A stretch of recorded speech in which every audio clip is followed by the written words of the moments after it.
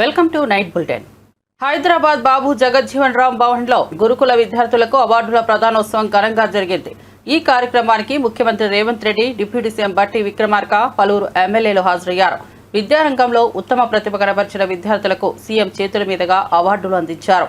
విద్యార్థుల కృషికి అభినందనలు తెలిపారు. గురుకులాల అభివృద్ధికి ప్రభుత్వం కట్టుబడి ఉందని స్పష్టం చేశారు.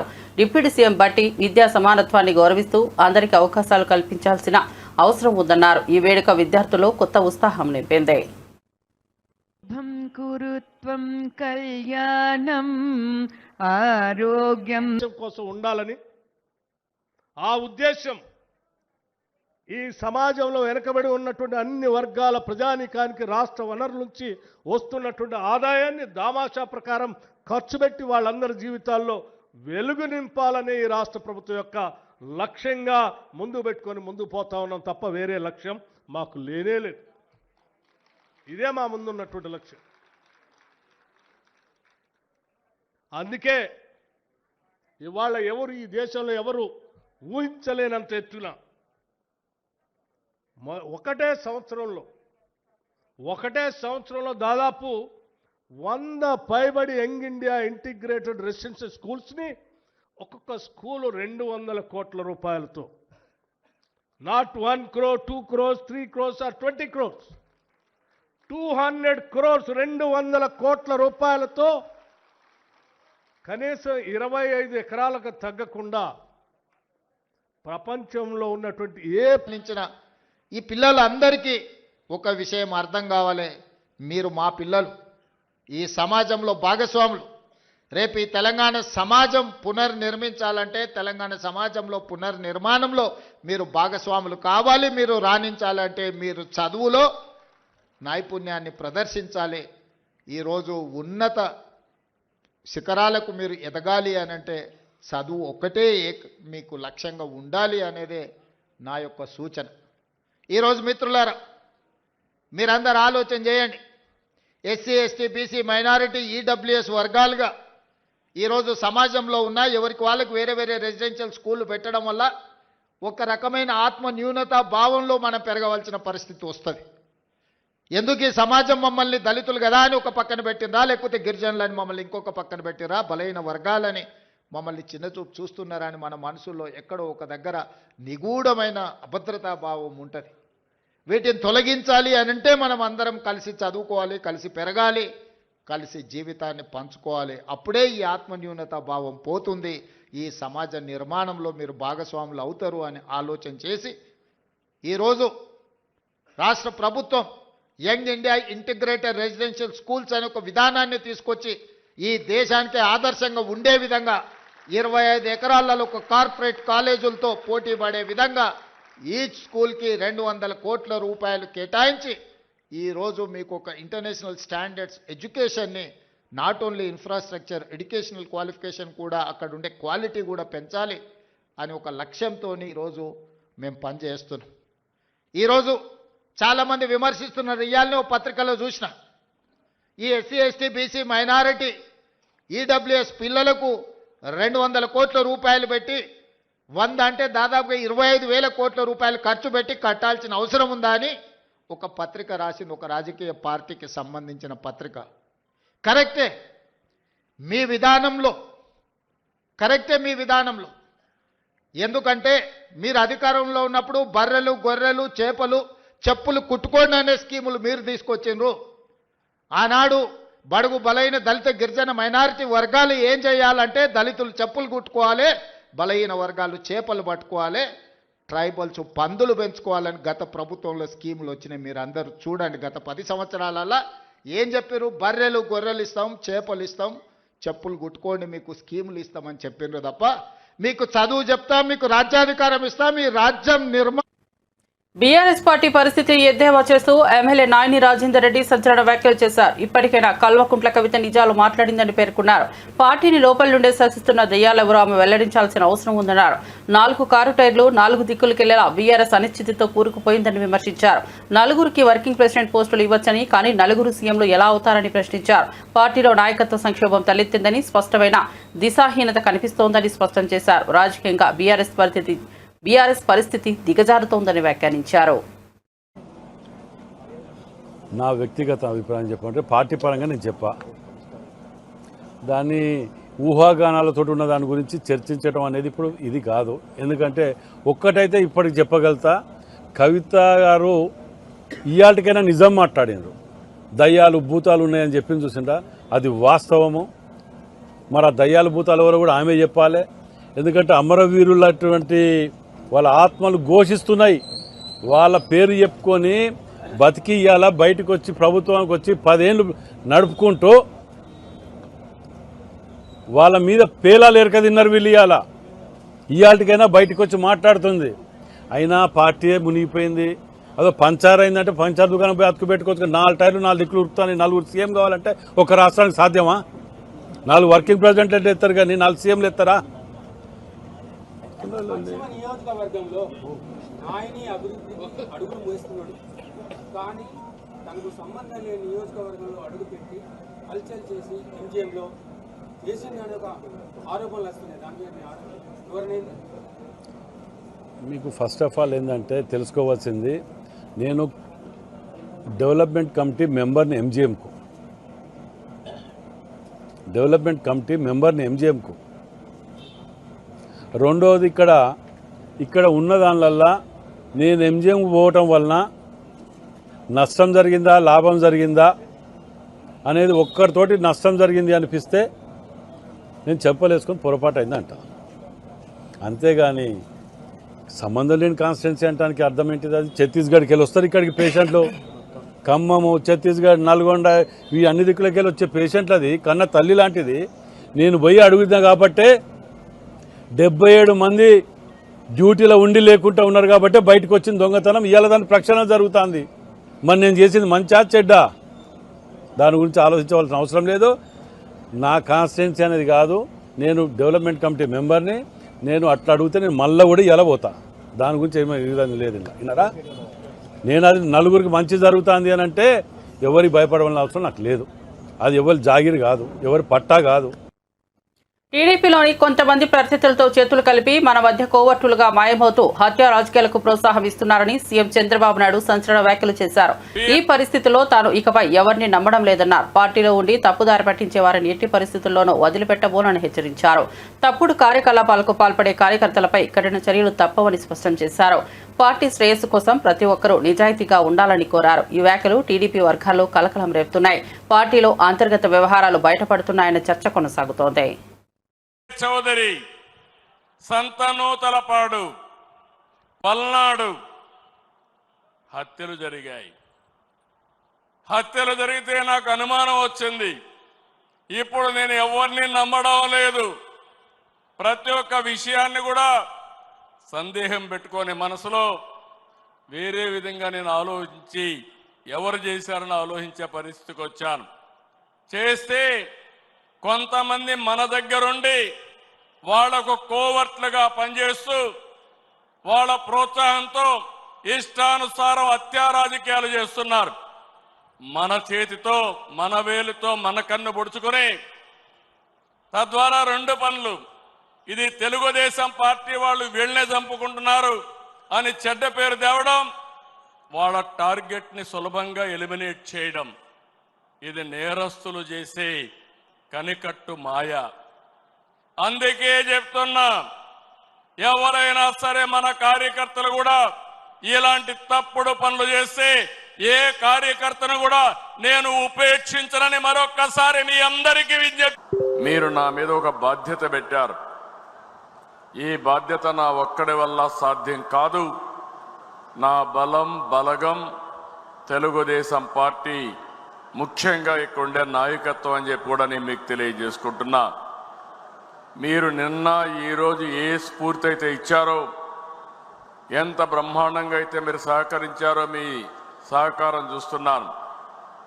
నా జీవితంలో ఎప్పుడూ చూడని విధంగా కడప మహానాడు జరిగింది. ఎన్నో మహానాడులు చేశాం. కడప మహానాడు అన్ని మహానాడుల కంటే ప్రత్యేకమని మరొకసారి మీ అందరికీ విజ్ఞప్తి చేస్తున్నాను. ఈ మహానాడుకు కారణమైనటువంటి కడప జిల్లా నాయకత్వాన్ని, రాష్ట్ర నాయకత్వాన్ని, మనస్ఫూర్తిగా అభినందిస్తున్నా. ఇక్కడ అరేంజ్మెంట్స్ కానీ ఇక్కడ చేసిన ఏర్పాట్లు కానీ చాలాసార్లు చూసాం, కానీ ఇంత మెజెస్టిక్గా ఎప్పుడూ రాలేదు. అదే సమయంలో కార్యకర్తల్లో పట్టుదల చూశాను, నాయకుల్లో పట్టుదల చూశాను. నిన్న ఉదయం నుంచి మిమ్మల్ని చూస్తున్నాను. ఏ ఒక్కరు కూడా కదలకుండా ఉదయం నుంచి సాయంత్రం వరకు బ్రహ్మాండంగా శ్రద్ధ పెట్టిన మిమ్మల్ని అందరినీ పేరు పేరున మనస్ఫూర్తిగా అభినందిస్తున్నాను. నిన్నంతా కూడా అర్థవంతమైన చర్చలు జరిగాయి. ఏదైతే 6 శాసనాలు, అదే సమయంలో రాబోయే 40 సంవత్సరాలకు ఒక ప్రణాళిక, ఈ 2 కూడా చూసినప్పుడు నాకు ఏమాత్రం అనుమానం లేదు. తెలుగు వారి చరిత్ర ఉన్నంత వరకు తెలుగుదేశం పార్టీ ఉంటుంది. తెలుగుదేశం పార్టీ ఎప్పుడు వారికి సేవలు అందించి అనునిత్యం తెలుగు జాతిని ఒకటే విషయం మనం గుర్తు. కడపలో జరుగుతున్న టీడీపీ మహానాడు 2వ రోజుకు భారీగా శ్రేణులు తరలివచ్చారు. ఎన్టీఆర్ విగ్రహానికి సీఎం చంద్రబాబు, మంత్రి లోకేష్ పూలమాలలు వేసి ఘనంగా నివాళులర్పించారు. అనంతరం మహానాడు సభ ప్రారంభమైంది. సభలో ప్రభుత్వ సంక్షేమ కార్యక్రమాలు, అభివృద్ధి ప్రణాళికలపై ప్రధానంగా చర్చ జరిగింది. జిల్లాల వారీగా కార్యకర్తలు పాల్గొని భారీ ఉత్సాహాన్ని చూపారు. పార్టీ బలోపేతానికి తీసుకోవాల్సిన నిర్ణయాలపై నేతలు సమీక్ష నిర్వహిస్తున్నారు. లోకల్ లెవెల్ నుంచి ప్రభుత్వ స్థాయిలో అమలు చేస్తున్న కార్యక్రమాలపై సమగ్ర చర్చ కొనసాగుతోంది. తెలుగుదేశం పార్టీ వ్యవస్థాపకుడు నందమూరి తారక రామారావు జయంతి సందర్భంగా హైదరాబాద్లోని ఎన్టీఆర్ ఘాట్ వద్ద లక్ష్మీపార్వతి నివాళులర్పించారు. ఎన్టీఆర్ విగ్రహానికి పుష్పాంజలి జన్మించిన ఆమె ఆయన సేవలు చిరస్మరణీయమన్నారు. ఎన్టీఆర్ ఆదర్శాలను కొనియాడుతూ ప్రజాస్వామ్యాన్ని కాపాడేందుకు ఆయన చేసిన కృషిని గుర్తు చేశారు. ప్రజల మనసుల్లో ఎన్టీఆర్ చెరిగిపోని ముద్ర వేసిన వ్యక్తి అని పేర్కొన్నారు. తెలుగు ప్రజల గుండెల్లో చిరస్థాయిగా నిలిచిపోయిన నాయకుడిగా ఆయన పేరును స్మరించారు. ఈ సందర్భంగా పలువురు అభిమానులు, అనుచరులు ఘాట్ వద్దకు చేరుకుని ఎన్టీఆర్ జయంతిని ఘనంగా నిర్వహించారు.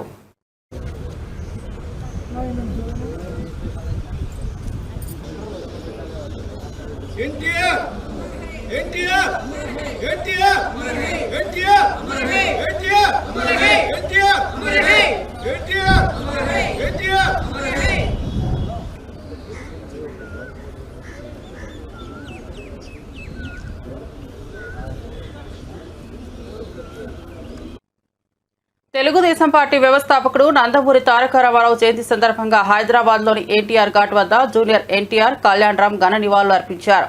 ఎన్టీఆర్ సమాధి వద్ద పుష్పగుచ్చాలు ఉంచి నిశ్శబ్దంగా మౌన ప్రార్థన చేశారు. కుటుంబ సభ్యులుగా ఎన్టీఆర్ చేసిన సేవలను స్మరించుకున్నారు. ఎన్టీఆర్ ప్రజల కోసం చేసిన త్యాగాలు, రాజకీయంగా తీసుకున్న వినూత్న నిర్ణయాలను గుర్తు చేశారు.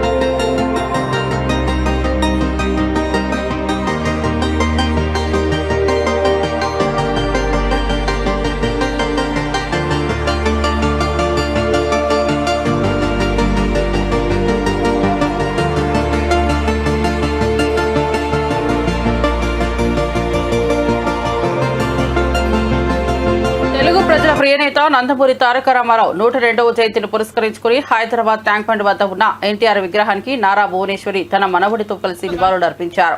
పుష్పగుచ్చం ఉంచి మౌనంగా ఆయన సేవలను స్మరించారు. ఈ కార్యక్రమంలో ఎన్టీఆర్ కుటుంబ సభ్యులు, అభిమానులు పెద్ద సంఖ్యలో పాల్గొన్నారు.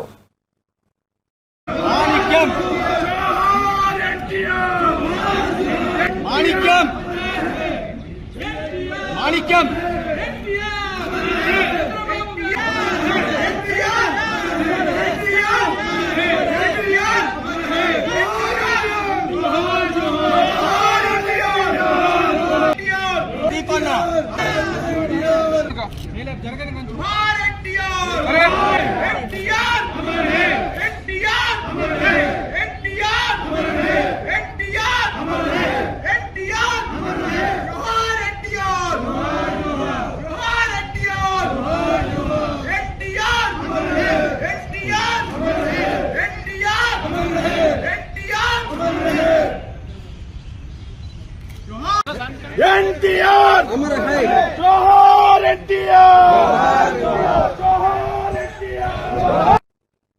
మంగళగిరి రూరల్ పోలీసులు ఎదుట విచారణకు సజ్జల భార్గవ్ హాజరయ్యారు. ఈ విచారణ నేపథ్యంలో మంగళగిరి పట్టణ రూరల్ పోలీస్ స్టేషన్ల మధ్య పోలీసులు భారీ బందోబస్తును ఏర్పాటు చేశారు. స్టేషన్లకు వెళ్లే మెయిన్ గేట్లను పూర్తిగా మూసివేశారు. భార్గవ్పై పోలీసులు ప్రశ్నలు విచారణ నేపథ్యంలో ఉద్రిక్తత నెలకొంది. మంగళగిరి పోలీసులు ఆయనకు నోటీసులు జారీ చేయగా అనుబంధమైన కేసులపై వివరాలు కోరినట్లు సమాచారం. విచారణకు వచ్చిన సమయంలో ఆయన అనుచరులు కూడా స్టేషన్ దగ్గర చేరారు. పోలీసులు పరిస్థితిని శాంతియుతంగా నియంత్రించారు. పరిణామాలపై రాజకీయంగా చర్చ జరుగుతోంది.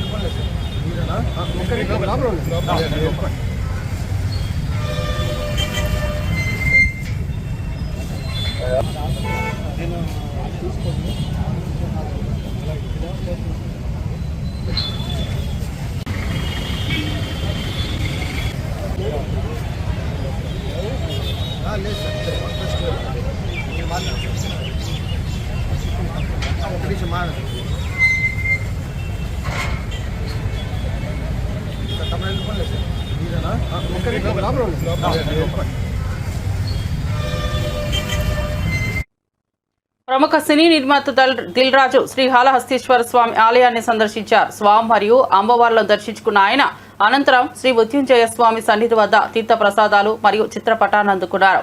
ఆలయ అధికారులు అతిథి సత్కారంలో దిల్ రాజును ఆహ్వానించారు.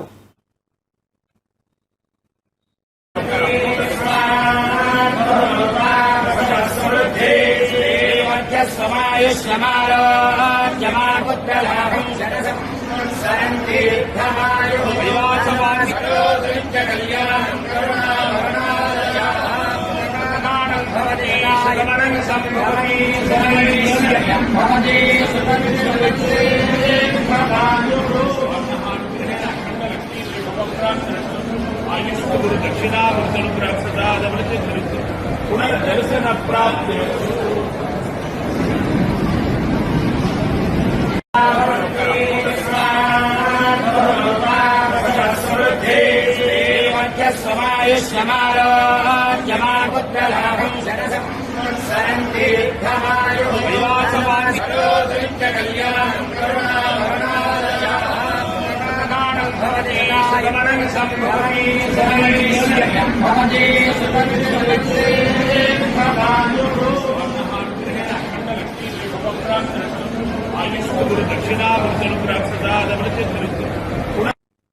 రాష్ట్ర అభివృద్ధి లక్ష్యంగా కాంగ్రెస్ ప్రభుత్వం ముందుకు సాగుతుందని ఉప ముఖ్యమంత్రి బట్టి విక్రమార్క అన్నారు. ఖమ్మం జిల్లా ముదిగొండ మండలం ఎడవల్లిలో 4,75,00,000 రూపాయల వ్యయంతో శ్రీ యోగానంద లక్ష్మీ నరసింహస్వామి ఆలయ పునర్నిర్మాణ పనులకు శంకుస్థాపన చేశారు. బట్టి విక్రమార్క నందిని దంపతులకు ఆలయ అధికారులు పూర్ణకుంభంతో ఘన స్వాగతం పలికారు. ప్రతి ఎన్నికల ప్రచారం ఈ ఆలయం నుంచే ప్రారంభించి గెలుపొందారని ఆయన తెలిపారు.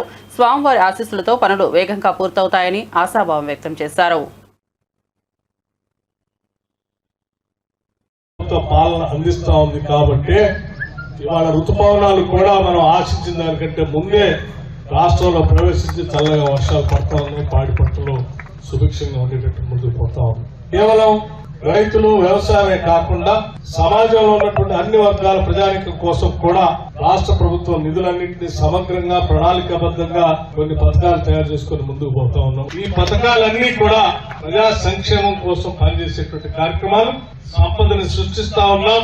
ఆ సంపదని ప్రజలకు పంచే కార్యక్రమంలో భాగంగా అనేక పథకాలు నరేంద్ర మోదీ 11 ఏళ్ల పాలనను విమర్శిస్తున్న కాంగ్రెస్ అధ్యక్షుడు మల్లికార్జున ఖర్గేపై బీజేపీ ఓబీసీ మోర్చా జాతీయ అధ్యక్షుడు ఎంపీ లక్ష్మణ్ తీవ్రంగా మండిపడ్డారు. 10వ స్థానంలో ఉన్న భారత్ను మోదీ 4వ ఆర్థిక శక్తిగా తీర్చిదిద్దారని గుర్తు చేశారు.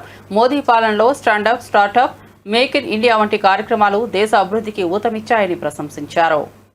ఎస్సీ, ఎస్టీ, బీసీ మహిళలతో పాటు ఆర్థికంగా వెనుకబడ్డ వర్గాలు, అగ్రవర్ణాల్లో పేదలకు మోదీ గారి హయాంలోనే అగ్రవర్ణాల పేదలకు ఈడబ్ల్యూఎస్ 10% రిజర్వేషన్, అసాధ్యం అనుకున్నటువంటి మహిళలకు 33% చట్టసభల్లో రిజర్వేషన్లు కల్పించినటువంటి చరిత్ర జమ్మూ కాశ్మీర్ 370 ఆర్టికల్ అవరోధం వల్ల అక్కడ ఉన్నటువంటి ఎస్సీ ఎస్టీలు బీసీలు రిజర్వేషన్లు కోల్పోతే వారికి రిజర్వేషన్లు కల్పించినటువంటి చరిత్ర 370 ఆర్టికల్ రద్దు చేసి ఇది సామాజిక న్యాయం పేదల సంక్షేమం కోసం.